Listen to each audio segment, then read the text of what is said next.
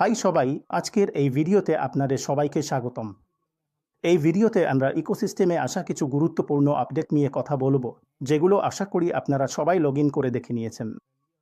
যদি এখনও না দেখে থাকেন, তাহলে আপনার ইকোসিস্টেমে লগ ইন করে নতুন আপডেটগুলো দেখে নিন। এটা খুবই গুরুত্বপূর্ণ বার্তা। আসরের পক্ষ থেকে এটা একটি ব্যক্তিগত বার্তা, তাই এটা খুবই সিরিয়াসও বটে, তাই আপনারা সবাই ভালোভাবে পড়বেন। বুঝে নিন আসর কি বলেছে। তাহলে চলুন বন্ধুরা দেখি আসর কি বার্তা শেয়ার করেছে। তার ব্যক্তিগত বার্তা কি? তিনি বলেছেন, এখন পর্যন্ত আমি এই বক্তব্য দেওয়া থেকে নিজেকে বিরত রেখেছিলাম। আমি আশা করেছিলাম যে কিছু ব্যক্তি সামনে এসে সত্য বলবে, বরং এমনভাবে চলবে না যেন কিছুই ঘটেনি। কিন্তু অনেক চিন্তাভাবনার পর এবং সত্য, মিশন ও আপনাদের সবার প্রতি সম্মান জানিয়ে, যারা আমাদের পাশে ছিলেন, আমি আর চুপ থাকতে পারি না। এটা হালকাভাবে বলা হচ্ছে না, এটা বলা হচ্ছে কারণ এটা বলা জরুরি। এর মানে হচ্ছে, বন্ধুরা, আশার বলছেন যে এতদিন আমি এই বক্তব্য দেওয়া থেকে বিরত ছিলাম। তিনি জানিয়েছেন, এতদিন আমি এই বক্তব্য দেওয়া থেকে বিরত ছিলাম, অর্থাৎ কিছু বলার থেকে নিজেকে সরিয়ে রেখেছিলাম। আমি আশা করেছিলাম কিছু মানুষ সামনে এসে সত্যিটা স্বীকার করবে, তার বদলে এমনভাবে চলবে না যেন কিছুই ঘটেনি।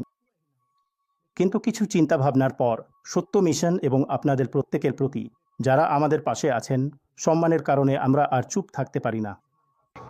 এর মানে হচ্ছে, বন্ধুরা, আশারের সঙ্গে এমন কিছু ঘটনা ঘটেছে যেগুলো তিনি আগেই বলতে চেয়েছিলেন, কিন্তু তিনি বলেননি কারণ তার বিশ্বাস ছিল, তার আশা ছিল তারা নিজেরাই এসে সত্যিটা স্বীকার করবে, নিজেরাই সবকিছু বলবেন।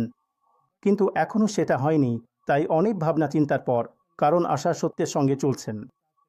প্রত্যেকটি বিষয়ের সঠিক সময়ে আশার নিজেই বলেন কি হয়েছে, কি হচ্ছে সেই টাকাগুলো নিয়ে। নিজেরাই সঠিক বিষয়গুলো বলেন। সেই বিষয়টা আমরা নিজেরাই আমাদের সামনে দেখতে পাচ্ছি, তাই আশার সত্যের সঙ্গে আছেন। তাই তিনি অনেক কিছু ভেবেছেন এবং ঠিক করেছেন, এখন আর চুপ থাকা যাবে না।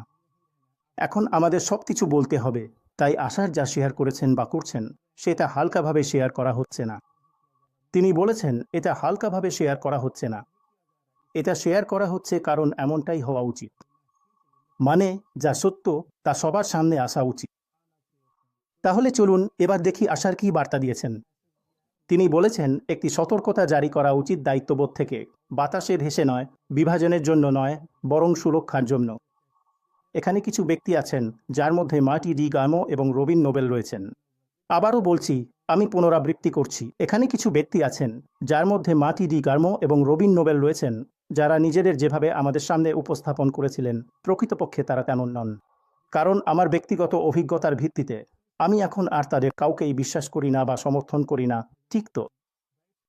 আমি নির্দিষ্ট কোনো বিস্তারিত আলোচনায় যাব না এবং নেতিবাচকতায়ও ডুবে থাকব না, কিন্তু আমি এটাও ভান করব না যে সব কিছু ঠিক আছে, যখন স্পষ্টতই তা নয়।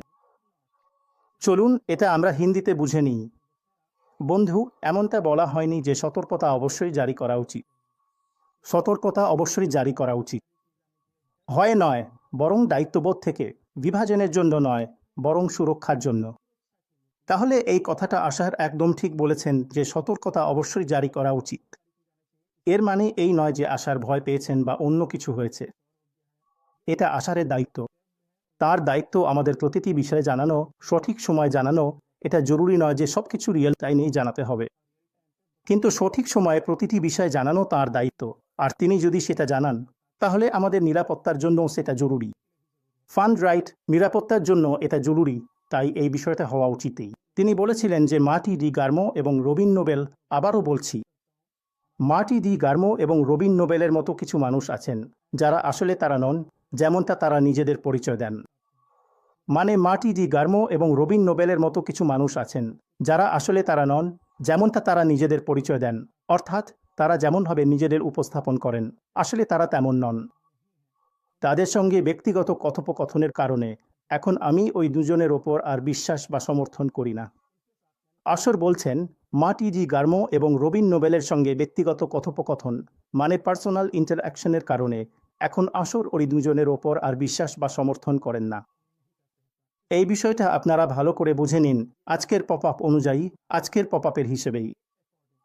এটা বলা হয়নি যে আমি না তো নির্দিষ্ট কোনো বিস্তারিতে যাব, নাই কোনো নেগেটিভিটির মধ্যে যাব, কিন্তু এটাও দেখানোর চেষ্টা করব না যে সব কিছু ঠিক আছে, যেখানে স্পষ্টভাবেই সব কিছু ঠিক নেই। মানে মার্টি ডি গার্মো স্যারের সঙ্গে এবং রবিন নোবেল ম্যামের সঙ্গে কিছু এমন ঘটনা ঘটেছে।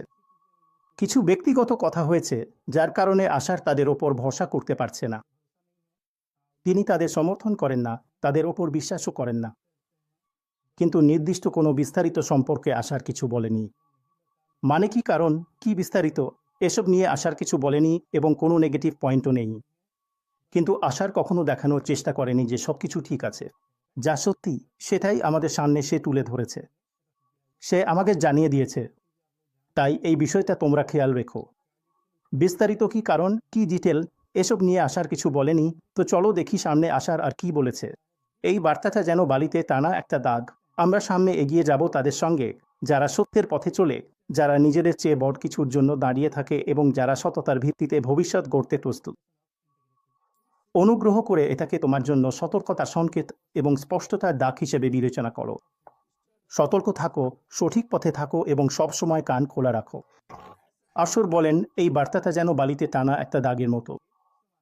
আমরা তাদের সঙ্গে এগিয়ে যাই যারা সত্যের পথে চলে, মানে যারা সত্যের সঙ্গে থাকে।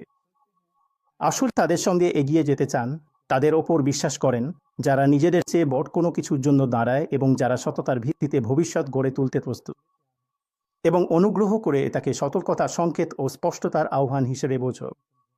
ঠিক আছে, তো এই সতর্কতার সংকেতটা আশা দিয়েছেন। কাদের সঙ্গে আমাদের এগিয়ে যেতে হবে, কাদের সঙ্গে এগিয়ে যেতে হবে না। যেখানে সততার কথা হচ্ছে, যেখানে সত্যের কথা হচ্ছে, সেখানে প্রতিটি সিইওই চায় বন্ধু, তার সঙ্গে যারা আছে, যারা তার সঙ্গে চলছে, এগিয়ে যাচ্ছে, তারা যেন সততার সঙ্গে থাকে, তারা যেন সত্যের ওপর অটল থাকে। ঠিক আছে, তো এই সব বিষয় নিয়ে সতর্ক থাকো বন্ধুদের, আর সব সময়ের মতো ইকোসিস্টেমের দিকে নজর রাখো। ইকোসিস্টেমের সঙ্গে যুক্ত থাকো।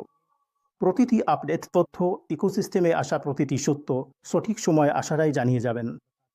যেমনটা আগে থেকে বলে আসছেন এবং এখনও বলছেন, ভবিষ্যতেও যেসব বিষয় আসবে আশার আমাদের জানাবেন এবং আমাদের সেগুলো সম্পর্কে অবগত করবেন, তখন আমরা সেগুলো জানতে পারব।